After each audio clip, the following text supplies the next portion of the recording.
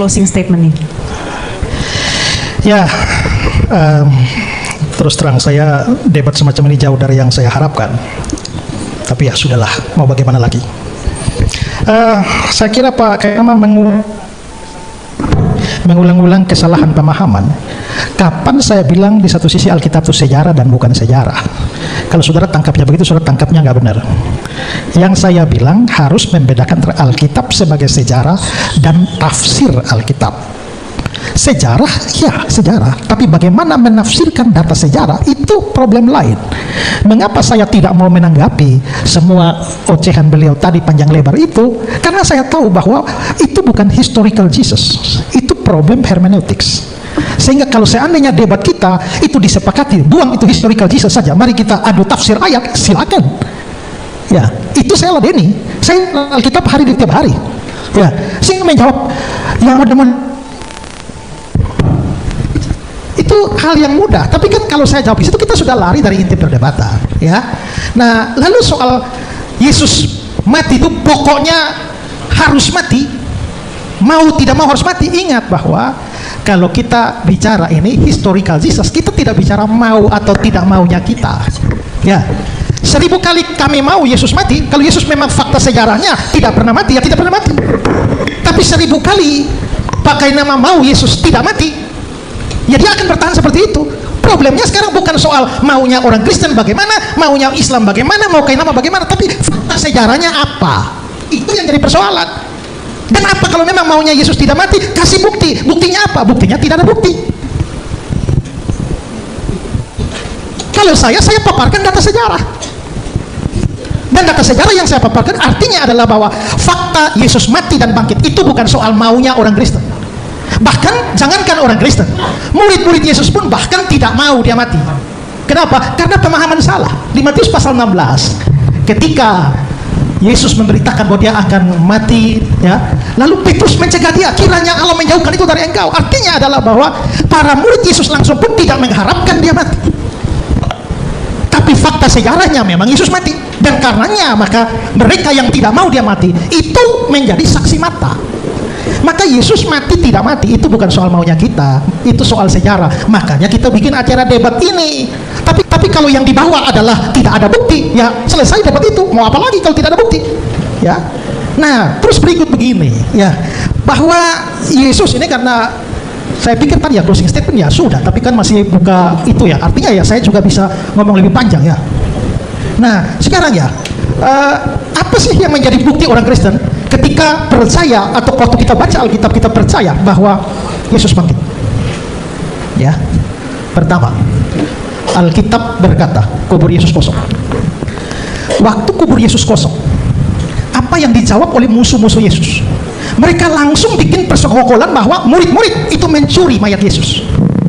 Artinya secara tidak langsung mereka juga akui bahwa memang kuburnya kosong. Karena itu mereka harus mencari alasan untuk menjawab fakta bahwa kubur kosong. Artinya kubur kosong Yesus itu diakui oleh para musuhnya. Nah, kalau memang kita sekarang berpikir secara logis bahwa apakah kubur kosong itu otomatis membuktikan Yesus itu bangkit? Belum tentu. Karena kalau kita hanya bersandar pada satu bukti bahwa kubur kosong, maka tidak bisa membuktikan bahwa Yesus bangkit. Karena kubur kosong itu memungkinkan bahwa secara logis ya, memungkinkan bahwa kalau mayatnya dicuri itu juga kosong. Tapi yang paling jelas adalah bahwa dia menampakkan diri selama 40 hari berulang-ulang dan murid-muridnya jadi saksi. Nah, kubur yang kosong belum tentu membuktikan Yesus hidup. Tapi kubur kosong dan ditambah dengan penampakan Yesus selama 40 hari, dan seperti kata Paulus di 1 Korintus 15, dia menampakkan diri kepada lebih dari 500 orang sekaligus dan kebanyakan masih hidup. Artinya apa? Ini bisa cross check. Ini bukan soal maunya Paulus, ini bukan soal maunya orang Kristen, tapi itu bisa dicek recheck. Semua saksi mata ada.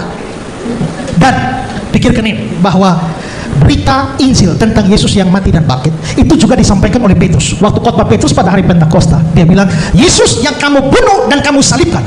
Dia bicara kepada orang Yahudi dan tidak ada satupun yang protes. Kalau Yesus tidak mati dan tidak bangkit, maka kata-kata Petrus tidak relevan. Tapi dia berani mengatakan itu pada musuh-musuh Kristus yang kamu salibkan, dan mereka diam terhadap hal itu. Itu menunjukkan bahwa memang kematian Yesus itu sebuah fakta yang tak bisa dibantah. Lalu Injil diberitakan dimulai dari Yerusalem. Kisah 1 ayat 8. Ya, kalau Injil dimulai dari Yerusalem, sudah tahu Yerusalem itu apa? Tempat di mana Yesus mati. Dan kalau Yesus tidak pernah bangkit, lalu mulailah memberitakan bahwa Yesus mati dan bangkit, dan mulainya di Yerusalem. Kalau mau tipu orang, mulailah di India sana, mulailah di Tiongkok sana, jangan mulai di Yerusalem, di mana orang bisa membuktikan Yesus tidak bangkit. Seandainya Yesus tidak mati, tidak bangkit, seandainya memang dia betul-betul tidak mati, tidak bangkit. Tapi mereka berani bicara di Yerusalem langsung, kota yang akan mematikan mereka seandainya dia memang tidak mati dan tidak bangkit. Dan ada banyak teori, ya seperti teori pingsan lah. Tapi yang ngomong teori pingsan itu tidak mengerti tentang tradisi penyaliban. Ya, ada yang mengatakan bahwa Yesus itu diangkat, ya, Yesus diangkat, tidak disalibkan, tapi tiba-tiba diangkat oleh Tuhan ke surga, lalu ganti dengan orang lain yang serupa Yesus lalu yang disalibkan. Jadi aneh ya, kalau Allah memang mau menyelamatkan Yesus dari salib, kenapa pakai acara tipu-tipu? Kalau mau selamatkan Yesus, angkat saja, binasakan musuh-musuh Yesus. Kenapa masih pakai acara menipu orang dengan menyerupakan Yesus dengan orang lain? Kok Allah terlibat dalam konspirasi penipuan? Dan gara-gara ini, seandainya teori itu benar ya, seandainya memang Allah mengangkat Yesus dan Yesus tidak jadi mati, sementara akibat dari itu orang Kristen tidak tahu dan orang Kristen percaya Yesus mati, artinya orang Kristen telah tersesat. Tapi siapakah yang membuat orang Kristen tersesat? Allah yang menipu. Pikirkan itu. Dan waktu orang itu diserupakan dengan Yesus, pertanyaannya adalah orang-orang yang mengira itu yang disalibkan itu Yesus, itu yang mengira mereka menyalibkan Yesus itu siapa? Musuh-musuhnya kan? Bukan murid-muridnya kan? Dan kalau begitu seharusnya yang percaya bahwa Yesus tidak disalibkan, atau yang percaya bahwa Yesus disalibkan, tertipu oleh Allah, itu adalah mereka yang mau menyalibkan dia. Tapi ternyata bukan mereka yang percaya, justru murid-murid yang percaya. Mungkin apa yang saya omong ini sukar, tapi dengan ulang ya, kalau mikir baik-baik, pakai logika ya. Nah sekarang gini loh, tadi Pak Kainama bicara soal ya mempermuliakan Yesus. Oke. Mungkin satu hal yang saudara mungkin akan tidak mengerti ya, bahwa kematian Yesus itu sesuatu yang, apalagi mati di kayu salib, itu sesuatu yang merupakan kehinaan. Maka Kristen menjadi agama yang paling lain di dunia karena dia menjadikan simbol yang adalah salib, yang adalah simbol aib, itu menjadi simbolnya. Penyaliban itu sesuatu yang buruk, penyaliban itu sesuatu yang memalukan. Saudara, kalau Injil adalah karangan-karangan para murid saja, mereka tidak mungkin mengarang sebuah cerita yang mempermalukan diri sendiri dan Tuhan mereka, kecuali itu memang fakta sejarah. Seandainya murid-murid mau membuat sebuah karangan, mereka harusnya mengarang bahwa dia tidak pernah mati, karena mati di kayu salib itu memalukan dia. Harusnya adalah karanglah cerita bahwa dia tidak mati, dia diangkat, itu baru mempermuliakan. Tapi berita tentang salib, mati di salib itu berita memalukan. Tapi kok tetap masih mau menyampaikan berita dan pergi ke sekeliling seluruh dunia menyampaikan berita memalukan itu? Karena itu fakta sejarah. Maka kekristenan begitu jujur, tidak mau menipu. Tapi mereka juga karena saksi mata, bukan hanya kematian dan kebangkitannya, maka mereka bicara soal kematian dan kebangkitannya sekaligus yang merupakan berita Injil.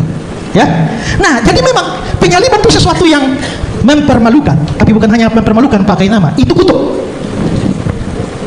Karena menurut perjanjian lama, orang yang mati digantung itu terkutuk.